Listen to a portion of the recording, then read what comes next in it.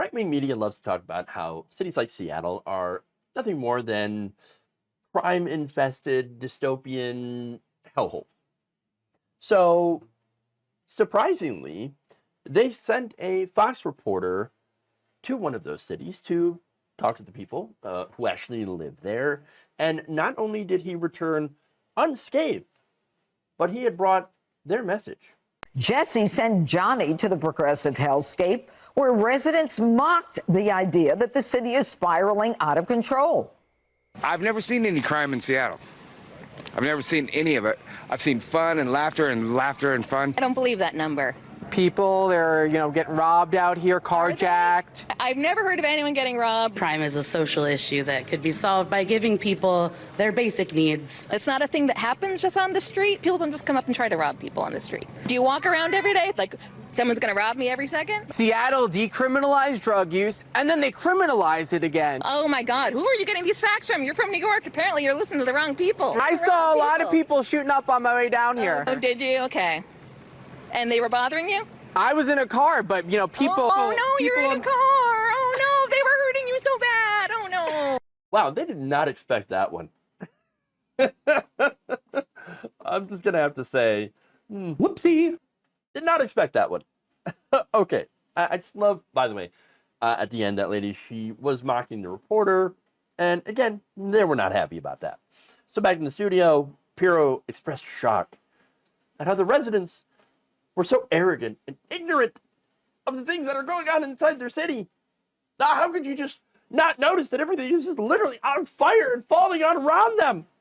Except that that's obviously not what was going on. By the way, those things, arrogant and ignorance, also tend to be good descriptors of Jeanine Pirro, along with other words such as drunk and incoherent, allegedly. Okay. Now, Waters later chimed in and claimed that these people were clearly in denial. Yes, that's it. And that being left-leaning might have something to do with it. Wait, hold on. No. There are plenty of lefty people who are concerned about crime. Of course. We don't like crime. Nobody likes crime. Well, okay, criminals like crime, to be fair. Look, no one is more interested in getting at and stopping the root causes of crime than people on the left. In fact, there was one woman who noted in that segment that crime is a social issue that can be caused by giving people basic needs. Wow. I think for the most part that is correct, especially when you talk about things like petty crimes, low-level thefts, carjacking. That said, the reason I say mostly correct is because you do see plenty of rich people that are criming it up all day long, every day. Now, those people tend to get away with their crimes because they have money, because they have power, and the ability to get away with those crimes. And of course, you do see like violent crimes, like crimes of passion, murders, etc. Look, crime is unfortunately, it's a human thing. And so some level of it will tend to always exist. I don't think we're going to get rid of it completely, but we can eliminate a big chunk of it by just helping people with their material needs. Yes. So that said, when it comes to violent crime, as I mentioned, yeah, it has been trending up in most of the country in recent years. There are no cities that are exempt to this. Okay, it happens in both liberal cities, conservative cities.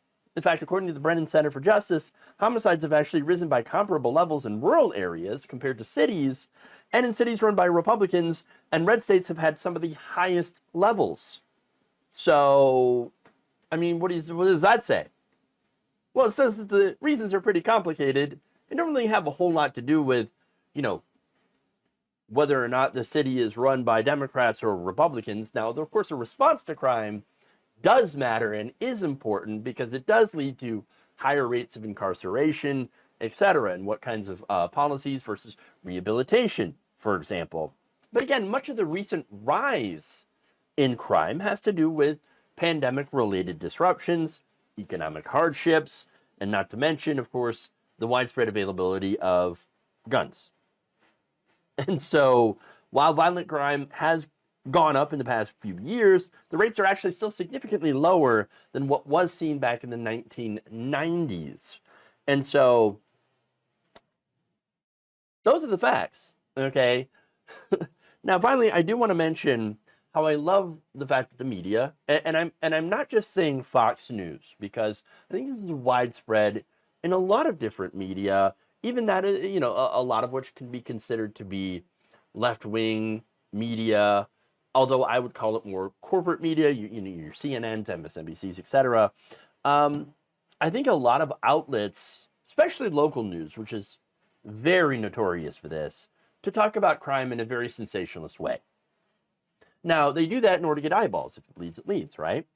And I love how these outlets, through this, are getting a little bit of a reality check. Because, again, there are people who actually live in these cities who experience the day-to-day and are saying, no, actually, we're not really worried about that. Yes, we do know that there is crime. We do know that there is issues with that. But we're not out here constantly fearful of what's going to happen because we're just out here enjoying our lives. And I think that's a really good takeaway here because, look, when you're talking about the Fox News audience, remember, they're used to being scared shitless 24/7. That's essentially the role that the channel plays, to scare people into distraction and to vote, of course, for conservative policies, which generally involve tax cuts for the rich and exacerbating the same economic issues that do motivate these petty, low-level financial crimes. And so it's a bit ironic there because they're actually creating those conditions. And then, of course, steering more funding towards police that tend to crack down on racial minorities. So that's a lot of these issues, right? But again, I love them getting reality check. I know the audience and definitely the hosts were not receptive to the people that actually live in these places, but at least it's there. And I do love, again, the reaction here and the mocking of the reporter, because I think it's justice. It's just desserts. They deserve it for doing all of their nonsense fear-mongering. So yeah, please, let's see more of these segments, Fox News. I love it when you guys just do segments that end up owning yourselves. Keep it up.